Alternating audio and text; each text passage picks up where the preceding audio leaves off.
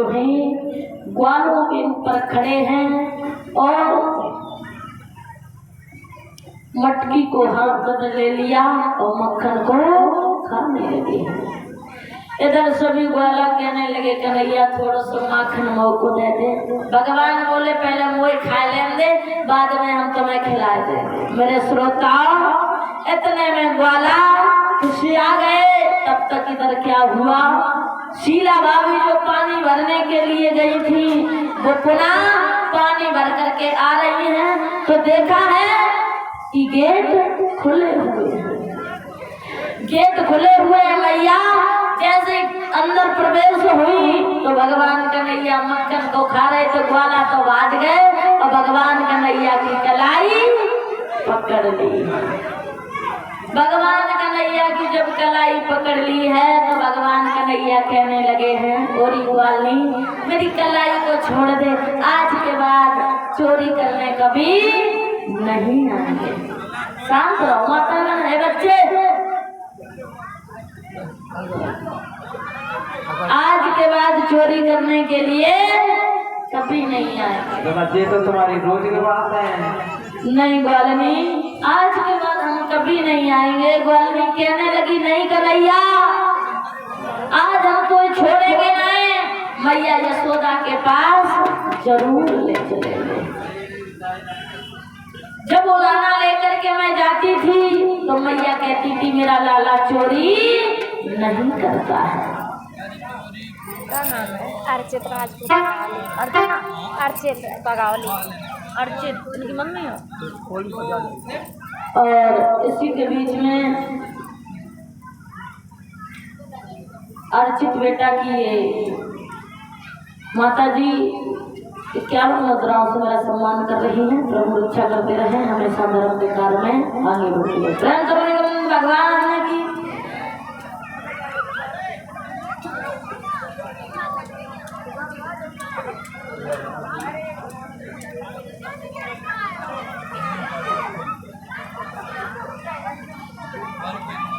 आज मेरी मैया भगवान कन्हैया कहने लगे ग्वालनी मेरी कलाई छोड़ दे।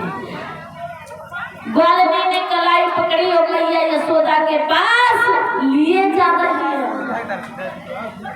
कलाई नहीं छोड़ रही है। भगवान कन्हैया कहने लगे छोड़ दे, आज के बाद हम कभी चोरी करने नहीं आएंगे।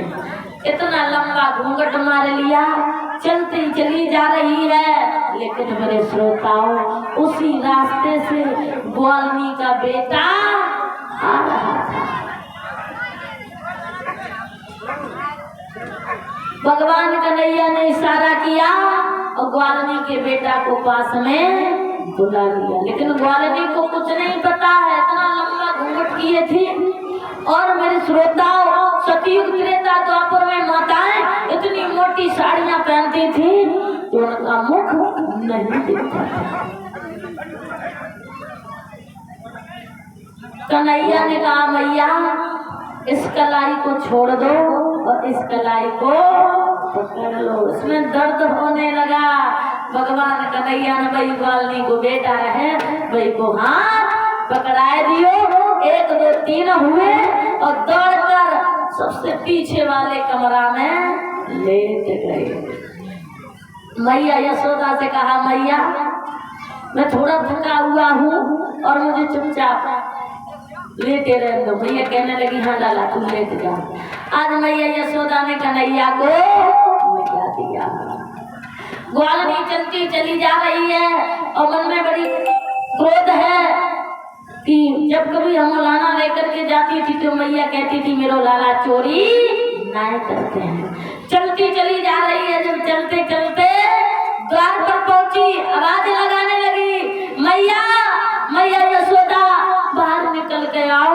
जब कभी हम उलाना लेकर के आती थी तो तुम कहती थी मेरा लाला चोरी नहीं करते हैं। आज देख ले मैया तू किनको लाला है। मैया यशोदा रसोई में गृह कार्य में लगी हुई थी। रसोई से बाहर निकली है। मैया कहने लगी मेरा लाला तो कमरा में लेटा हुआ है और ये कौन सी ग्वालनी आ गई है जो ये शब्द कह रही है। मैया जुजला करके बाहर निकली ग्वालनी कहने लगी मैया देख लो, तुम कहती थी हमारो लाला चोरी नहीं करती है, जब कभी हम लाना लेकर के आती थी तो तुम यही बात कहती थी मेरा लाला चोरी नहीं करता। आज देख ले मैया जो किनको लाला है। माँ यशोदा कहने लगी न घूंघट उठाए के देखो जो किनको लाला है। ग्वालनी ने जैसे घूंघट उठाया तो जैसे अपने बेटा की तरफ देखा, ऊपर की सांस ऊपर और नीचे की सांस नीचे। ग्वालनी कहने लगी मैया मैया तुम्हारी कसम खा रहे हैं, कृष्ण मक्खन को खा रहा था और हम कृष्ण को पकड़ के लिए आ रहे थे। तब तक भगवान कन्हैया कमरे से बाहर निकल के आए। देख ले मैया जो ग्वालनी रोजीना है सोई तुम्हारे लिए उलाना लेकर के झूठा आ जाती हैं। और भगवान कन्हैया आज करके बोले कब तक भूल रसी गुजरिया मैया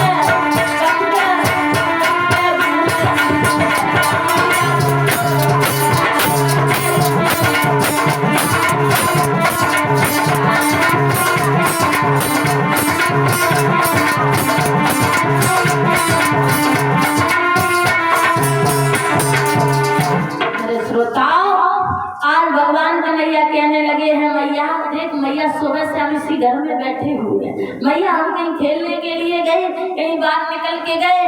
माँ यशोदा कहने लगी ग्वालनी चली जाओ, मेरा कन्हैया सुबह से घर में लेटा हुआ है, झूठा मुलाना लेकर के रोजीना आ जाते। भगवान कन्हैया मन ही मन में बड़ी और मुस्कुरा रहे हैं। ग्वालनी बेचारी चली गई, कोई बात नहीं मैया, ये कन्हैया फिर आएगा चोरी करने के लिए। भगवान कन्हैया ग्वाला के पास में गए, सभी ग्वालों के पास में गए। उसी समय भगवान कन्हैया कहने लगे अरे ग्वालो तुम तो निकल आए, लेकिन ग्वालनी हमें पकड़ के लिए चली आई। और जितने ग्वाला थे भगवान कन्हैया से बोले लाला बताओ कि कैसी गुजरी लाला, कैसी गुजरी लाला, कैसी गुजरी और गुजरी के सबरिया,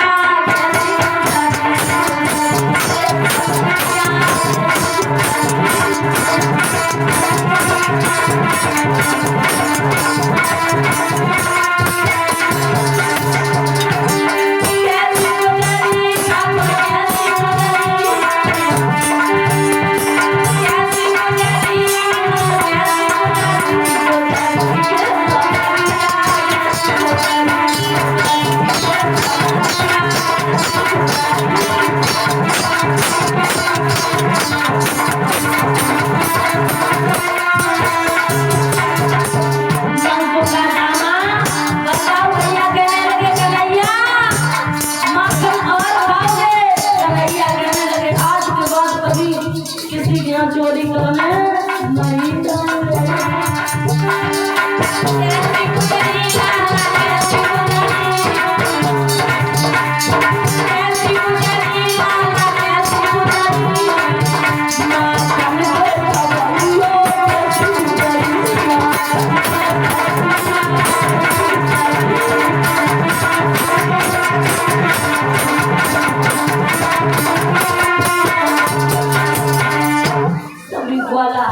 कहने लगे कैसी गुजरी लाला, कैसी गुजरी माखन के खवैया, कैसी गुजरी।